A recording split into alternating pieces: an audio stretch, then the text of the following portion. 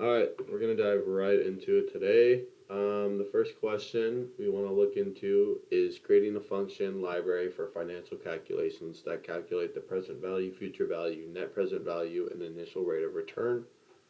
Okay, so diving right into the code, we first want to define our variables. So we're going to first define our present value. So our present value is equal to um, the future value divided by 1 plus the rate to the power of n, and that is the number of periods. So that the power is going to be indicated by the two asterisks, and you can see that kind of going down here. We're going to do the same thing for the future value. Looking into the net present value, we have a little bit of a longer equation. That's going to be uh, the cash flows divided by 1 plus the rate to the power of uh, t. So breaking this down, first we're going to sum it. So that's going to pretty much add up everything in here. We have our cash flows here. So our cash flows is divided by 1 plus r raised to the power of t. Um, Looking into here, enumerate. This assigns an index or t to each cash flow, which represents time 0 for the initial investment, 1 for the year, and that is continuous. So we're also going to define our internal rate of return. So numpy.irr automatically calculates the IRR. From numpy import IRR imports only the IRR function from it NUPY numpy. I'm gonna just call it numpy. It's a library for numerical calculations. So this returns the IRR as a decimal at the end here. Um, cool. So we're gonna look into our main program now. Um, so uh, this here checks if the script is being run directly. If it's true, it prompts the user to select a financial calculation. Um, we want to ask the user for their calculation choice. So we have this here. It's going to, you want to input something. So it's going to cue the user to input. So we'll do it here so you can see. So here you can see it's making us choose a certain calculation, right? So you can see PV, F, and PV, IRR. So strip removes extra spaces, and the dot upper converts the uppercase so that PV and capital PV are treated the same. Um, so moving down, we want our present value calculation. So this is just defining all of our variables here. And then we have our F string to 2 decimals at the bottom here. And so then we have our elif, if you remember from the last one. So if signifies the first choice, elif signifies the second choice. And we actually have a lot of second choices here because we have all of these, different calculations that we can look into. And then finally, if we look at it, at the else, that's the final thing. So if everything doesn't check out, this is what will run. So let's say that we don't input PV, FE, or any of these things. We just accidentally type something, right? HR. It's going to say invalid choice because none of these conditions were met up here. So kind of what this looks like in a little bit easier to see representation. You can see here we start. The user chooses their calculation type. So that's PV, FV, MPV, IRR. And then if it's an invalid choice, it's already going to display that errors message as we talked about before. So we can see it's all pretty much the same thing going on over here. but yeah, hopefully that explains kind of what this code means.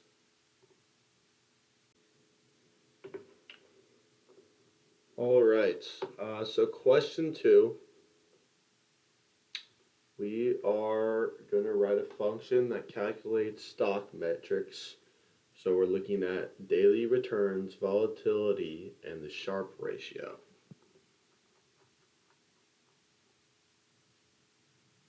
All right, so we'll start here. So import random. So this brings in Python's random module, which allows us to generate random numbers, which we'll see in the following code. So looking at this here. So we want to define generate stock prices. So our purpose is to create a list of random stock prices over a given number of days. So our parameters are days or the number of stock prices to generate, and then our minimum price and our maximum price, which is 10 and 50. So here you could either input your API or input some sort of data, but for now we're just going to randomize it. So yeah, so then the return is the random uniform min price max price. This is generating random decimal numbers between 10 and 50. For in range days creates a list of random prices by repeating this for the given number of days. So this is going to generate, if we put 5 days, let's say, it would generate us 5 different prices. Cool. So we want to look into calculating our daily returns. So now we're looking at this. So we're defining our daily returns. The purpose is to compute how much the stock prices changes each day as a percentage. So we have our prices with the I, so that's going to be today's price. And then the price is I minus 1 is yesterday's price. And the percentage change in stock price is price I minus 1 divided by price I minus 1. So the for I in range 1 len prices, this starts from index 1 since we are comparing each price to the previous day, and it loops it through the entire list of prices. Okay.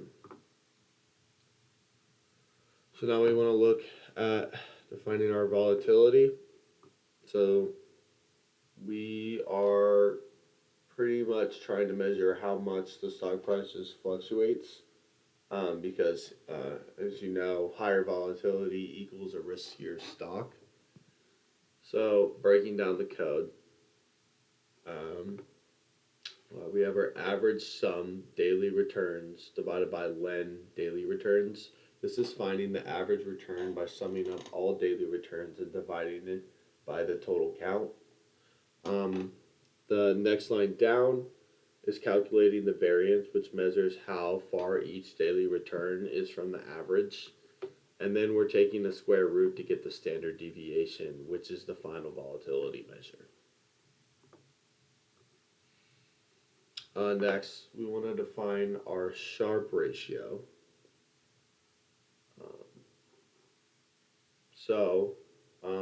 We're defining Sharpe ratio. This is measuring the return to risk. So the higher the Sharpe ratio, the better.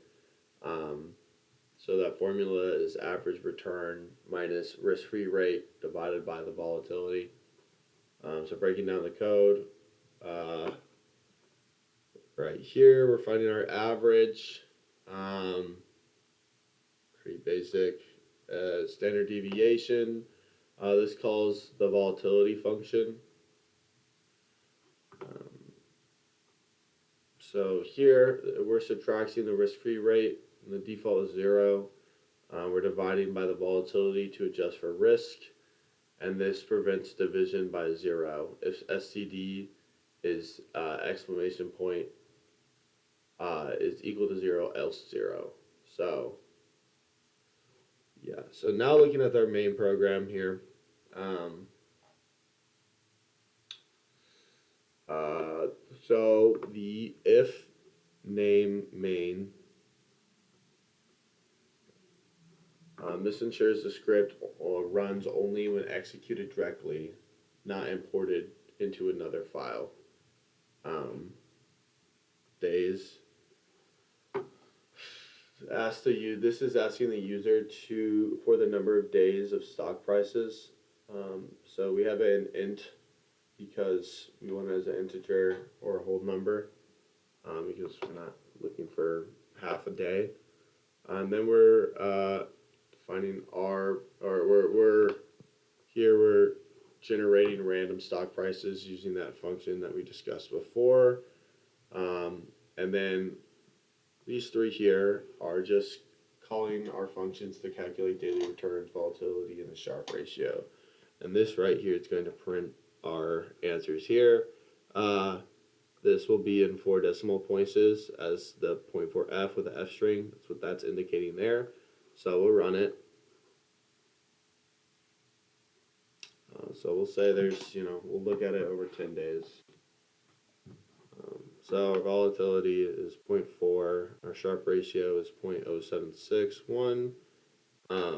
So you can see it calculates everything and creates these random numbers for each day. So probably not super realistic on exactly what the stock price is going to be doing every day, because I'm doubting that it's going to drop from 44 to 33 to 31 back to 48 all in 4 days.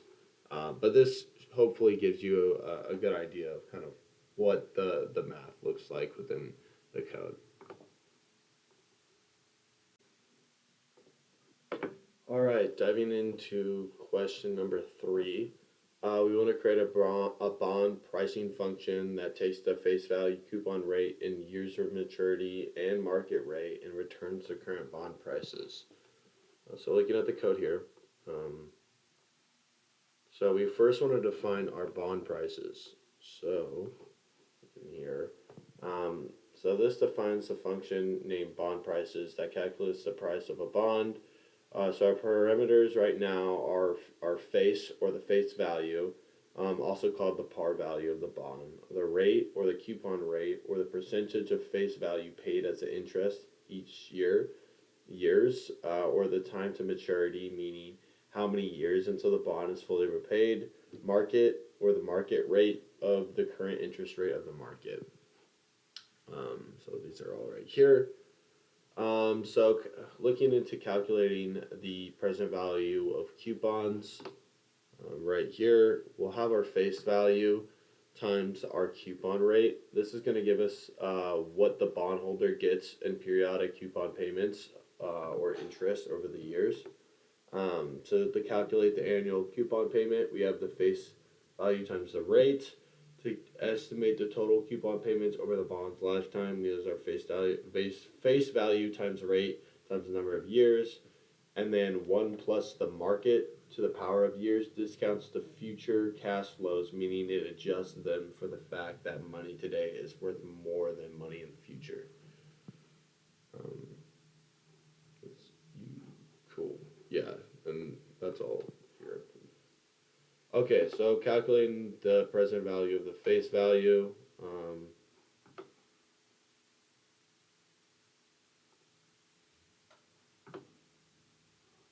So this is going to be equal to the face divided by 1 plus the market to the number of years.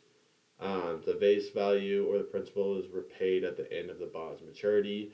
Because the repayment happens to be in the future, we must discount it back to today's value. So that's going to be equal to the face divided by 1 plus the market to the number of years. And this is applying the discounted formula. Then we want to return to the total bond price. So return coupons plus the face value, right here. So this is going to present the value of all coupon payments and the present value of the value repayment. So now we want to have our user inputs. So input allows the user to type a value, float converts the input to a decimal number, and int converts the input to a whole number. Um, cool. And then yeah, we want to print um, bond prices function, and we're gonna round it to two with the f string dot to f, and then we are going to print the final display of the bond price. So running that here, I'm gonna see. We'll say this face values. Say the face. All right, nothing wants to work today. It's 1,000. We'll say the coupon rate is 5%. Um, and the years to maturity is, we'll say 10. And the market rate is going to be another 6. So the bond price will be $833. Cool.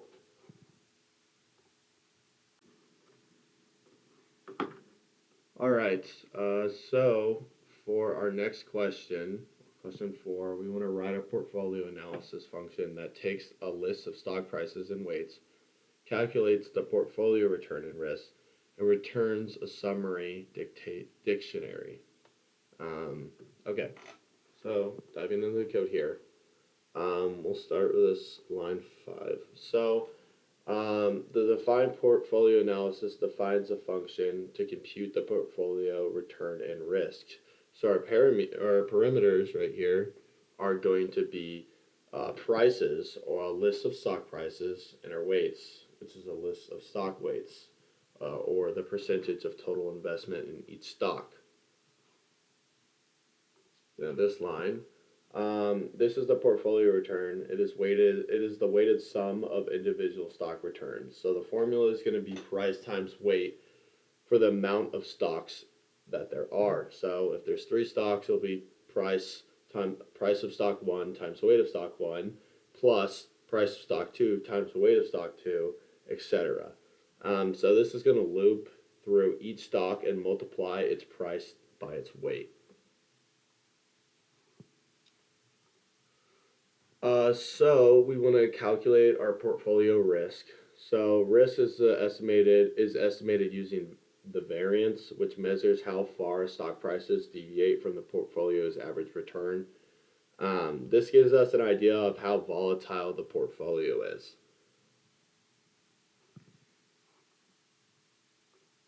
So looking at this line, this function returns a dictionary containing the portfolio risk rounded to 2 decimal places, and the portfolio return rounded to 2 decimal places. And so this round function, you could use the f string, or you can just say round, and then you indicate it by 2 there for the 2 decimal places. All right, so looking at line 12, or line 12, we want to enter the stock prices as a space separating string. So the input splits the string into a list. The map float converts the string values into decimal numbers. And the same process is also happening for the weights. So with line 16, we want to ensure the weights sum to 1. So stock weights should add up to 100%, or 1 in total. If not, an error message will be printed.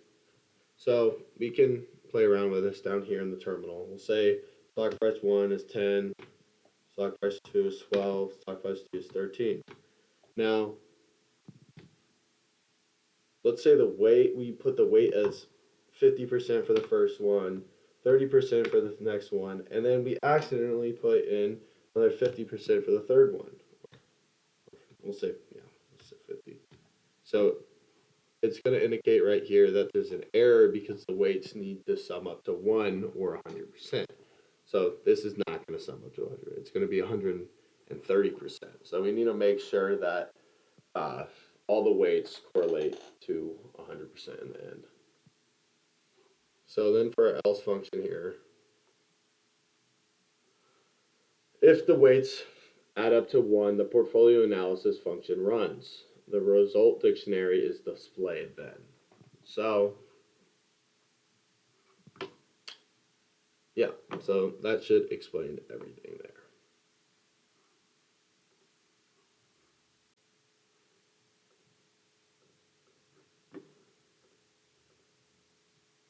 All right, so for question five, we want to create a loan amortization function that generates a payment schedule. So here's our code here, as we can see. So we'll start with thought. So first, one, we want to define our function. So this is our loan amortization function. Function does not take parameters because the user will input the values. So let's go down to user inputs. So for principal, we have float, which converts it to 2 decimals, input, so that will make sure the user will input. So we can see here, you input in the terminal here. We've discussed this before. Moving down to line 8 here, we have int, which is making sure that the number is going to be an integer. So it'll be a full number. Cool.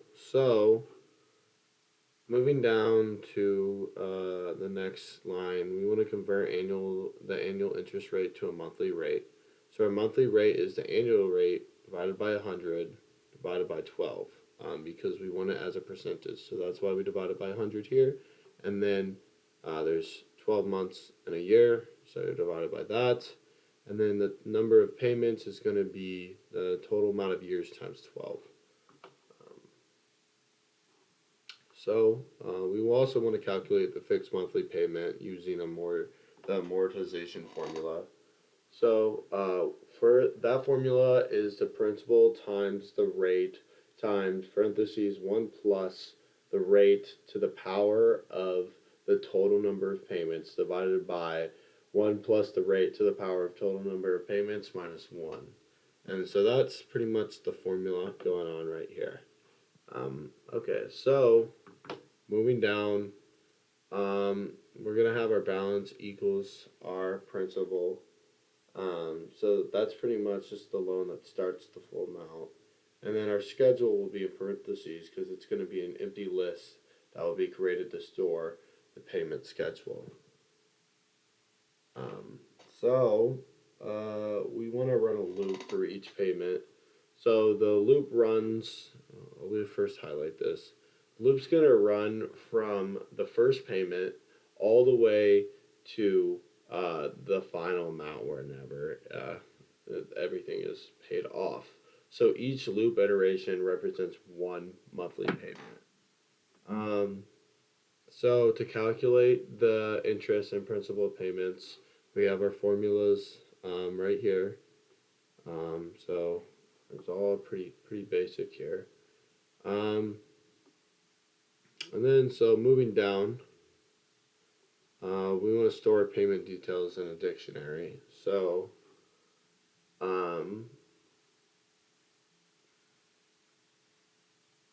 each dictation is appended to the schedule list that we mentioned above. So the payment number will be the payment number. Monthly payment will be the fixed amount paid each month. The principal payment is the portion reducing the loan. The interest payment is a portion paid to the bank. The remaining balance is the loan amount left. We're going to round that to 2 decimal spots. So the way you do that is kind of this whole thing going on here. So you can see that we'll round to 2. And then, so this part right here in the remaining balance, this is pretty much just making sure that we don't have any negative values. It's also going to round that final answer to 2 decimal spots. All right. So this next group is just going to print, it's going to be what we have printed. So let's see here.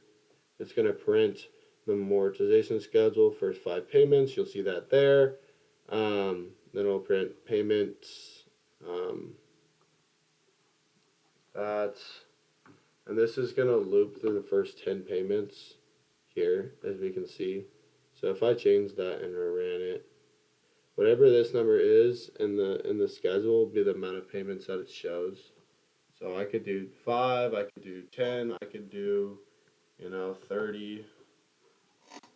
Let me run that. But I think you pretty much get the deal there. Um, so yeah, this right here is going to print out everything that we have um, right here. And yeah.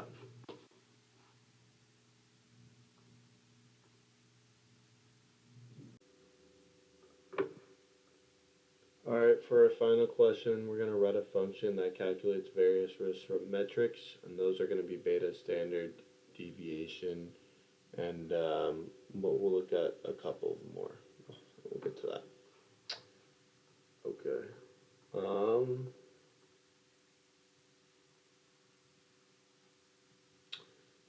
So first we're going to define our function. Um, so it's going to be calculated risk metrics. This function doesn't take any arguments because all calculations are done internally. So we're going to simulate a couple daily returns for an asset, as we can see right here, and we're going to do the same for the market index, and then we're going to assume our risk-free rate is 0.0008.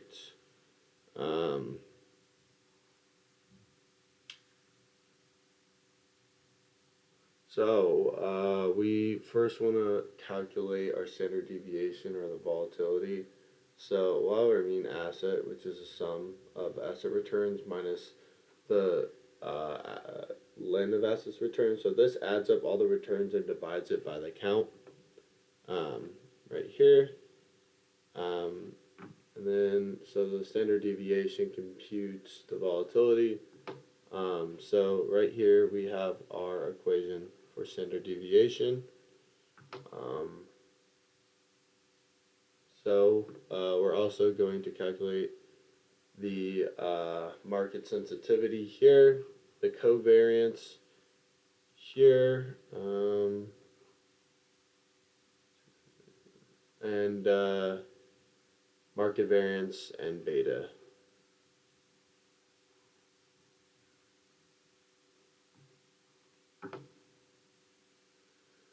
So this function here sorts all the returns from ascending order, and then down here this is picking the top 5th percentile value. So for example, if VAR were negative 0.2 or negative 2%, there would be a 95% chance losses will exceed 2% that day. We're also going to calculate our Sharpe ratio down here.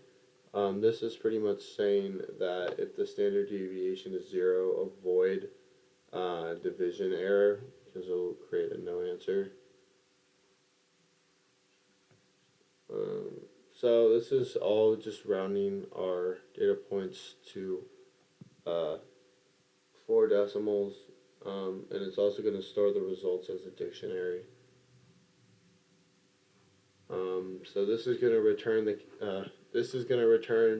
calculated risk metrics to the caller, and this right here is pretty much just printing the function results. So as we do this, let's see, we get the volatility, or we get our beta, our standard deviation, value at risk, and our Sharpe ratio.